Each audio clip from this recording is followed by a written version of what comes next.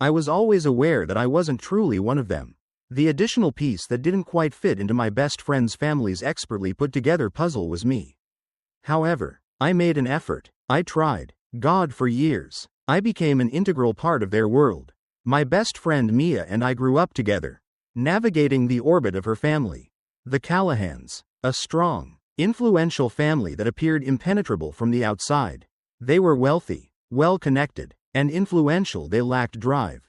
Though I was able to help with it, I was the one that put in the most study time, planned every strategy, and found solutions to their problems before they even realized they had them. I wrote the whole plan when Mia wanted to start her business. I proposed the reorganization that rescued her father's business when it began to fail. When Ethan, Mia's brother, needed a job, I was the one who made the necessary arrangements. I handed them everything. After years of devotion, they abandoned me one night as if I were nothing. I had been to the Callahan estate hundreds of times before for a typical supper. The lengthy dinner table, the pricey wine, and the easy, informal discussions about real estate portfolios and investments. When I first heard it, my plate was half empty, and I was sitting between Mia and Ethan. "We don't need you." Mia's tone was piercing, final. I thought it was a joke and laughed softly and awkwardly. Her mother, however, gave a nod. Her mother said, "You're always in the way," without even looking into my eyes. Her father, who had previously looked to me for business advice, shook my hand and referred to me as practically family. Didn't even look up from his meal as the words sank in like ice. I sat there paralyzed. I thought Mia would hesitate, to become softer, to feel regret. However, she didn't. Rather, she sneered. "It's not like your family." It stung more than I thought it would. Was this how they perceived me after all I had done? All the nights I spent tidying up their mess. All the sacrifices I made. Not relatives. They weren't even considered true companions. It was just someone who had remained too long. I refrained from fighting. I refrained from arguing. I didn't plead. I simply got up, picked up my coat, and left the room. I didn't slam it. I didn't even turn around. I left the world I had created for them, their home, and their life behind. I entered the street and felt the chill of the night air on my skin. It ought to have hurt. Rather, it felt liberating, as if I had just let go of a burden I was unaware I was carrying. No more solving their issues. Don't wait for their blessing any longer. I've had enough of pretending to fit in. Did they believe they didn't require me? All right, let's observe their performance in my absence. I felt as though I was entering a chasm as I was leaving. However, the reality of what had transpired quickly became apparent. After spending so many years giving my all to their world, I came to terms with the sacrifices I had made. Not only time or effort, but also who I am. For days, I simply was, even though I had lived in my apartment for years. It felt different now, cold, lonely, and empty. It was a reminder of everything that had crumbled. Rather than the comfortable little haven I had previously cherished, I had to start over. It began modestly, a few phone calls to old coworkers I had previously collaborated with, as well as other unfinished projects that had been neglected while I had been fully focused on the Callahans. It was akin to unleashing a torrent. My phone began to ring slowly once more. I began receiving emails. They had, in a sense, made me too skilled at what I did. They had made me too clever, too connected, and too efficient, and I was able to employ those skills for myself now that they weren't stopping me. However, that did not imply that it was simple. I experienced periods of uncertainty, such as when I saw social media posts showing Mia and Ethan engaging in the same activities. Ethan was spotted at a yacht party, his arm wrapped around a new socialite. Mia, during a high-profile event in Paris. They were still living the life I had helped them create. Even though the hurt was still present, it was no longer fury. It was sorrow. I no longer felt frustrated with them. I wasn't upset with their treatment of me. I was simply depressed. I had given them everything, and they had abandoned me in exchange. It was the kind of silent betrayal that is deafening in its quietness but makes no sound. The realization that I no longer needed them, however, was even more surprising. I began working with new customers that genuinely valued my skills. One of them was the CEO of a company. He lacked the Callahans' family ties, but he showed foresight. Where others saw problems, he saw opportunity. I also felt like I wasn't merely a pawn on someone else's chessboard. For the first time in a long time, I was in charge. Then came the message that made all the difference. Mia sent it. I need your help. It stated nothing more. I wasn't even sure how to respond at first. Staring at the TV, I pondered whether I was receiving a punch. Were they returning to me after all this? To be honest, I wanted to disregard it, to simply leave it there, a reminder that I had been cast aside just when I was most needed. However, there was still a part of me that had been responsible for ensuring their smooth lives for years.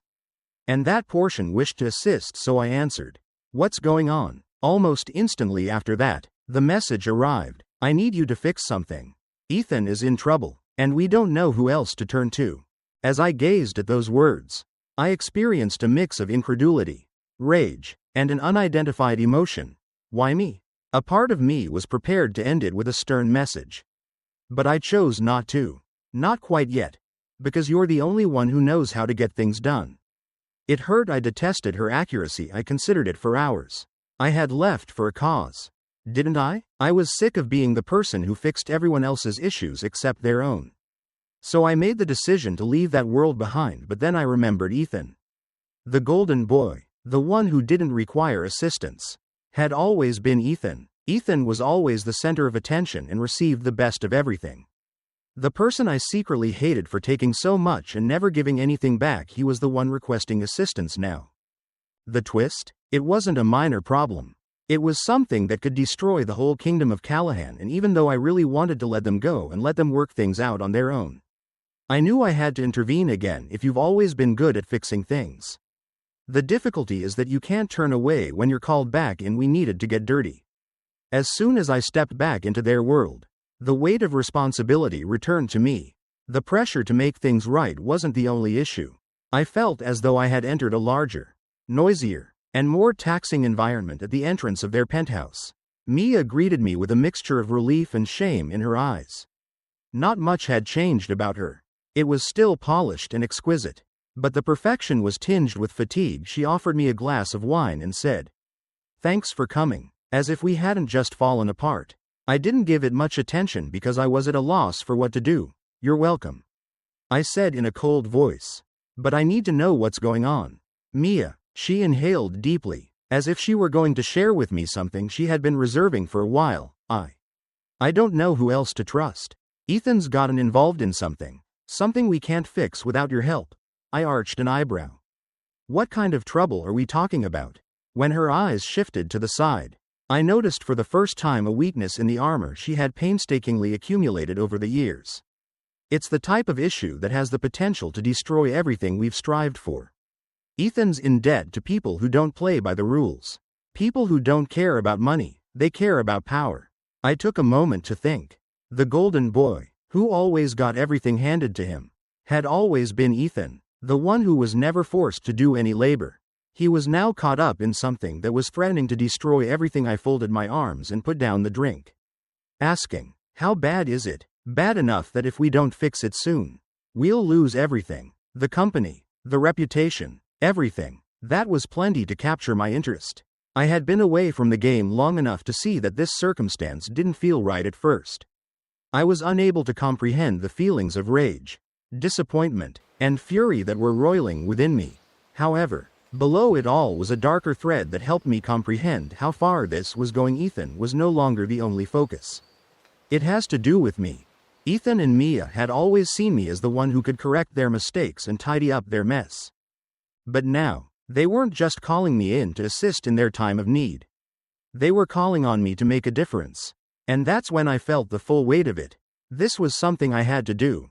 Yes, for them, but also for myself. Because I would have to live with the idea that I had abandoned them when I had the opportunity to save them. If I didn't, if I allowed this to happen, I could hear the voice in my head that had always pushed me to take care of things myself and convinced me that no one else would if I didn't. However, things were different this time. I wasn't doing it for them this time. I wasn't doing it because I was the Callahan's devoted sidekick. I was doing it to show that, in a world that had attempted to shatter me, I could still have an impact. I decided. As a result, I stated in a calm, determined voice, "We're going to need more than just money or influence to get out of this. We need a plan, and we need leverage." Despite her narrowed eyes, Mia remained silent. "What are you thinking?" I got up and moved in the direction of the floor to ceiling windows. The city opened up in front of me. A maze of options, risks, and possibilities. Slowly, I know someone, I said. Someone who can help us find out who's behind this. But it's going to require risk. Risk? How much risk? Enough to burn every bridge you've ever built. She didn't back down even though her face went pale. She declared, I'll do whatever it takes. With the impending event weighing heavily on me, I went back to her and said, then we get to work. The days that followed seemed to go very quickly. Mia and I collaborated as before. But now there was a difference. Unlike before, there was no longer any trust between us. It was a tenuous union based on need. I no longer believed in them, therefore. I stopped doing this. There was no other option, therefore. I was doing it. We followed up on every lead we could. Reaching out to old contacts and exploring areas they never would have imagined me visiting. Naturally, Ethan wasn't very useful. He couldn't even comprehend the gravity of what was happening since he was too engrossed in his own denial. However, Mia was intent. She was adamant, and I didn't find it until one night. After hours of searching, a moniker, a face, a link, everything was starting to fit together. At last, the puzzle's parts were fitting together. But the risk increased with our proximity. The kind of darkness I hadn't seen in years was going to descend upon me. The kind that could eat up what was left of me, but now there was no going back after evading it for weeks. The darkness eventually caught up with me. There was no more pretending once I discovered the name. The one that connected everything. I couldn't continue to ignore the facts or pretend I didn't know it. Plain as day, it was right in front of me. The individual responsible for all of this wasn't a nameless force or an adversary I could dismiss with ease. I knew who it was. It was someone I had faith in. I hadn't heard of David Carlisle, Indiana, a long time. He was a rising star in the banking industry at the time and had all the proper connections. He possessed a charisma and a grin that could captivate anyone. However, that charm had evolved into something far more sinister over time, pulling strings behind closed doors. He had slipped into the shadows, and he was the cause of Ethan's current predicament when his name appeared on the screen. I gasped for air. I had prayed, hoped, that it wouldn't come back to haunt me. However, it did. I said, David, as my hands gripped the desk so firmly that my knuckles went white. Mia's face was completely devoid of color when she gazed at me. She was with me when I discovered the connection. But hearing someone confirm it was different. She was aware that a change was imminent. Her voice was hardly audible above a whisper as she questioned, You think he's behind all this? It makes sense now. Ethan's been playing a dangerous game for a while. But David's the one who set it all in motion. I said, nodding as my eyes found the name in front of me. David has always been a bit of a background figure. He had facilitated opportunities, established connections, and helped Ethan initiate his career in the banking industry. However, I was unaware of the extent of his influence. Ethan had gradually been drawn into a realm where power did not originate from conferences and boardrooms. And he found himself overwhelmed. Control was the source, and everything was under David's authority. Mia's voice was thick with a mixture of resolution and terror as she said, What now? I had nothing to say. Not one that would give us a sense of security. Either, however, I was aware that I couldn't turn back. Walking away from this was no longer an option. I said, We find him. In a firm voice. We confront him before he has a chance to make a move. Mia paused, turning her head away. Are you sure? We don't know what he's capable of. I could see why she was hesitant. David was vicious in addition to being deadly. He wasn't hesitant to leverage his relationships with some of the world's most influential people to achieve his goals. But there was nothing else to do. If we don't act now, we're just going to get buried under all of this. I responded. We go after him before he makes his next move. The days that followed seemed to be a game of cat and mouse. We made an effort to follow David about and piece together his ideas. But he was evasive. Every clue we pursued appeared to vanish as soon as we approached it too closely. However, we were fortunate. One night I owed a favor to a contact of mine, an old friend from my business days. In the hopes that he would have something on David, I asked him for that favor. He finally answered the phone after a few tense minutes. In addition to being wealthy, the folks David was with at the underground gala were also dangerous. The type of individuals that profited from selling items that were never used, with the burden of what I was going to ask her pressing down on my chest. I turned to face Mia. We need to get in. Tonight. Her gaze strayed to the door as she considered the options. And if things go wrong? I didn't respond. Because, in all honesty, I had no idea, however. We were left with no other option. We couldn't be cautious. Not after David demonstrated to us the lengths he would go to in order to triumph. We entered the lavish site like shadows and arrived at the event shortly after midnight. The atmosphere was lively, with laughing resonating off the marble floors and drinks flowing. However, there was a tension that pervaded all of that. The sort that results from those who are skilled at making things vanish without anyone noticing. He was in the room's back corner when we found him. David, his smile was as disarming as ever as he leaned on a velvet couch and spoke with a group of well-dressed men. However, I saw it when we looked at each other across the room.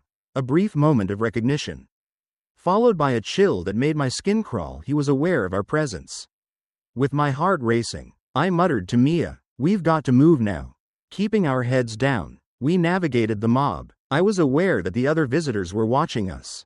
But I didn't mind. Reaching David was the only thing that mattered. I didn't waste time making small talk when we got to him. "David," I stated in a firm yet firm voice. "It's time to talk." His laughter was deep and brimming with pride. "Oh, I see. You finally found me." As if he weren't facing the guy who could destroy everything he had worked so hard to achieve.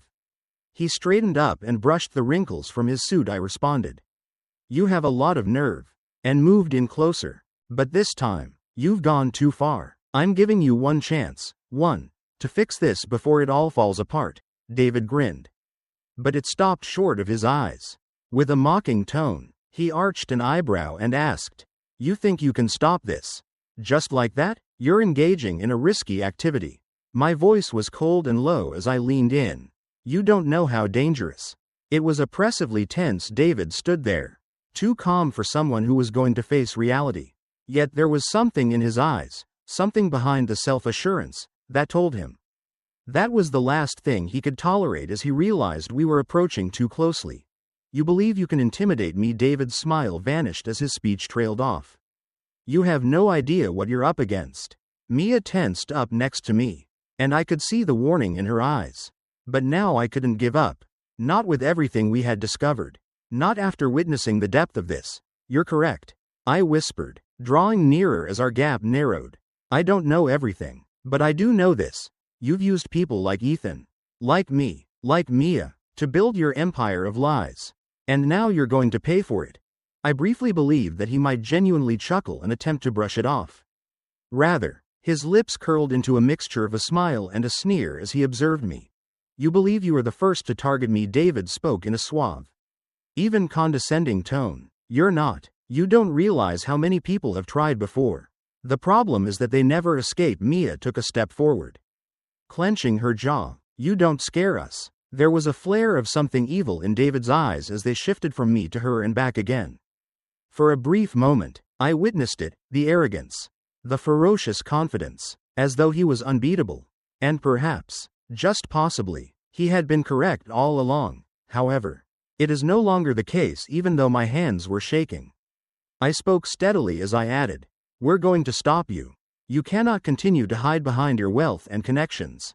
The truth will be revealed to the public." David took a while to reply. Rather than facing us, he walked to a nearby table and waited for him with a drink of whiskey. The man was really fearless. "You believe that people are interested in the truth with his back to us now," David said in a powerful voice. "That isn't how the world operates. People are interested in power, cash, have an impact, and I possess everything." Mia's breath came out sharply. "You're not correct." I wished to trust her. It was my hope that we could defeat him. However, it would not be simple. Not when every step we took appeared to put us more into a hole we couldn't escape. And not when he had so many people in his pocket. David looked around again, his gaze calculating and cold. "Both of you are completely out of your element. Are you sure you can win this? Do you really think I'm going to let you leave and destroy all of my hard work?" I noticed a change in his face for the first time.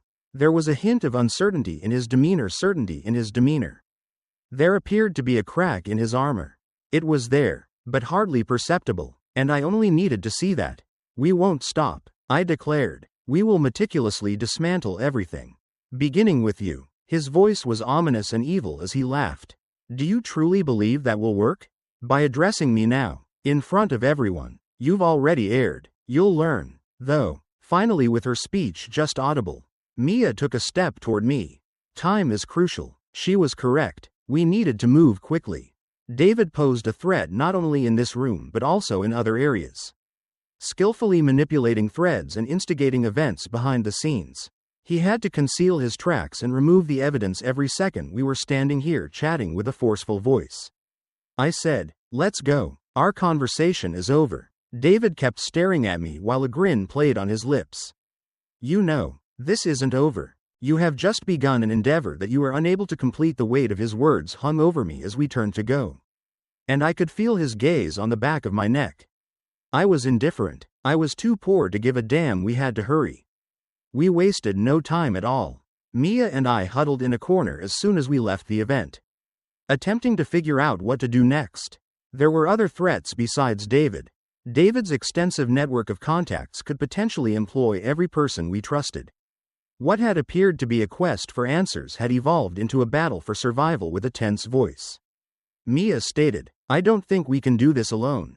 We need someone we can trust to help us." I gave it some serious thinking. David was now closely observing us. We couldn't risk anyone witnessing our next move, and we couldn't afford to be followed. Mia was correct, though. It wasn't only the two of us we needed. Having made up my decision, I stated, "There is one person I trust. I'll get in touch with them. They will be able to manage this." With my heart pounding in my chest, I made the call. I understood that we needed the proper individuals on our side if we were going to defeat David. Even though it was difficult to trust anyone at this time, the following several hours passed quickly, filled with quiet talks, numerous calls, and last-minute arrangements. Our alternatives were dwindling. Every choice we made seemed like our last, and each second passed with a growing sense of desperation. I received the message just as things appeared to be getting out of hand. "The one who made all the difference. Meet me where you usually are. This must come to an end." It came from a person I hadn't spoken to in a long time. Someone I knew could upend David's empire. Finally, we had a chance now.